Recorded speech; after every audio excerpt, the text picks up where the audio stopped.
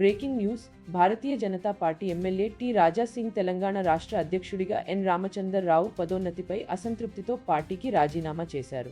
Party నాయకత్వం తీసుకున్న నిర్ణయాలపై అసంతృప్తి వ్యక్తం చేశారు.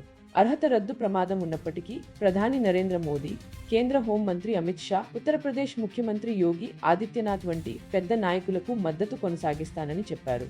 హైదరాబాద్లోని గోషామహల్ నుండి 3 సార్లు ఎమ్మెల్యేగా ఉన్న టి రాజా సింగ్ జూన్ 30న ఈ ప్రకటన చేశారు. బీజేపీ అతని రాజీనామాను ఆమోదించింది. రాజా సింగ్ నిర్ణయం పార్టీలో నాయకత్వ పోరుకు దారితీసింది.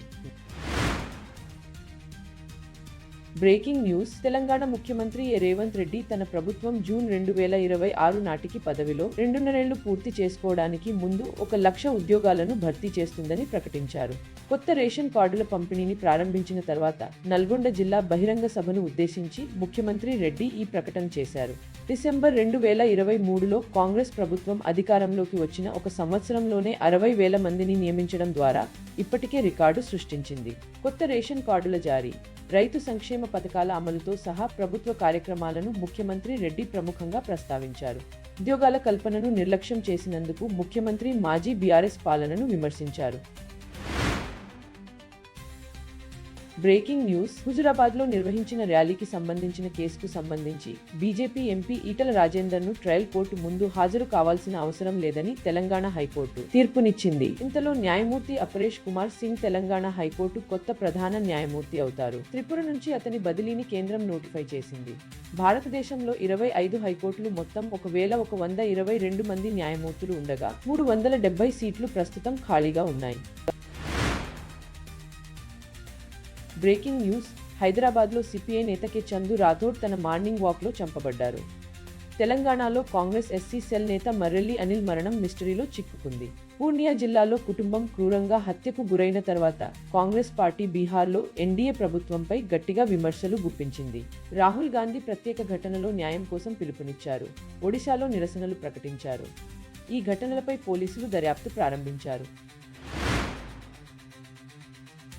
బ్రేకింగ్ న్యూస్ తెలంగాణ రాష్ట్ర బీజేపీ అధ్యక్షుడు ఎన్ రామచందర్ రావు కాంగ్రెస్ ప్రభుత్వ ప్రజా వ్యతిరేక విధానాలకు వ్యతిరేకంగా బలమైన ఉద్యమానికి సిద్ధం కావాలని పార్టీ కార్యకర్తలను కోరారు. అవిశ్వసనీయమైన వాగ్దానాలతో రైతులు, విద్యార్థులు, ప్రజలను మోసం చేసిందని ఆరోపించారు. గాంధీ కుటుంబం నుంచి తెలంగాణ రాష్ట్రాన్ని విముక్తి చేయడానికి పోరాడాలని రావు ప్రజలకు పిలుపునిచ్చారు. తెలంగాణ బీజేపీ అధ్యక్షుడు రేవంత్ రెడ్డి ప్రభుత్వాన్ని రాష్ట్రంలోని ప్రతి పేద కుటుంబానికి రేషన్ కార్డును అందించాలని డిమాండ్ చేశారు. రాష్ట్రంలో ప్రభుత్వం ప్రజా వ్యతిరేక విధానాలను అనుసరిస్తుందని, ఫలితంగా రైతులు ఆత్మహత్యలు చేసుకుంటున్నారని రావు ఆరోపించారు. ఫీజు రీయింబర్స్మెంట్ కోసం నిధులు విడుదల చేయకపోవడంతో విద్యార్థులు ఇబ్బందులు ఎదుర్కొంటున్నారని చెప్పారు. ఆంధ్రప్రదేశ్ ప్రభుత్వం దాని యాంటీ డ్రగ్ ప్రయత్నాలను తీవ్రతరం చేసింది. హోంమంత్రి వి అనిత ప్రకారం 2,000 మందిని అరెస్టు చేసి 23 టన్నుల గంజాయిని స్వాధీనం చేసుకుంది.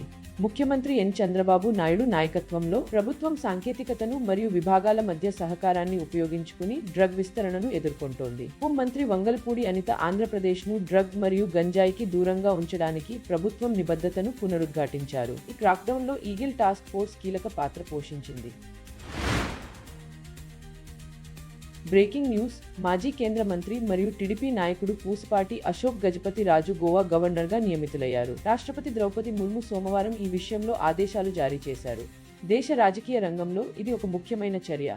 అశోక్ గజపతి రాజు పిఎస్ శ్రీధరన్ పిల్లై స్థానంలోకి వస్తారు. ఈ నియామకం వ్యూహాత్మక రాజకీయ పరిశీలనగా భావించబడుతోంది. ఆంధ్రప్రదేశ్ ముఖ్యమంత్రి ఎన్ చంద్రబాబు నాయుడు సంతానోత్పత్తి తగ్గుదలను పరిష్కరించడానికి కొత్త విధాన చట్టాన్ని త్వరలో ప్రారంభిస్తామని ప్రకటించారు. ఆయన 2 రోజుల పాటు న్యూఢిల్లీ పర్యటనలో అనేక కేంద్ర మంత్రులను కలుస్తారు. N Chandrababu Naidu AP drone mart పోర్టల్ను కూడా ప్రారంభించారు. మాజీ ప్రధాని పివి నరసింహారావు స్మారక కార్యక్రమంలో పాల్గొంటారు. ఆంధ్రప్రదేశ్లో సాంకేతికత ఆధారిత పాలనను ప్రోత్సహిస్తున్నారు. ఆంధ్రప్రదేశ్లోని తిరుపతి రైల్వే స్టేషన్ యార్డ్లో హిసార్ తిరుపతి స్పెషల్ ఎక్స్ప్రెస్ ఖాళీ కోచ్లో 20 గంటల క్రితం అగ్ని ప్రమాదం జరిగింది. ప్రమాదంలో ప్రాణనష్టం లేదు. అగ్ని రాయలసీమ ఎక్స్ప్రెస్ జనరేటర్ కోచ్కు కూడా నష్టం కలిగించింది. షంటింగ్ ప్రక్రియలో ఈ సంఘటన జరిగింది. అగ్నిని త్వరగా నియంత్రించి ఆర్పారు. దక్షిణ మధ్య రైల్వే ప్రకారం తిరుపతి రైల్వే స్టేషన్లోకి వచ్చే లేదా బయలుదేరే రైలు సేవలకు అంతరాయం లేదు.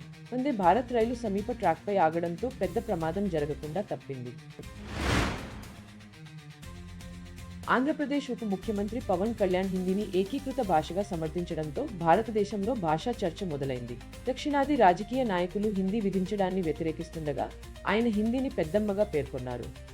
ఆంధ్రప్రదేశ్ ఐటీ మంత్రి నారా లోకేష్ కళ్యాణ్ వైఖరిని సమర్థించారు. మహారాష్ట్ర ముఖ్యమంత్రి దేవేంద్ర ఫడ్నవీస్ కూడా హిందీకి మద్దతు ఇచ్చారు. ప్రాంతీయ పార్టీల నుంచి విమర్శలు వెల్లువెత్తుతున్నాయి.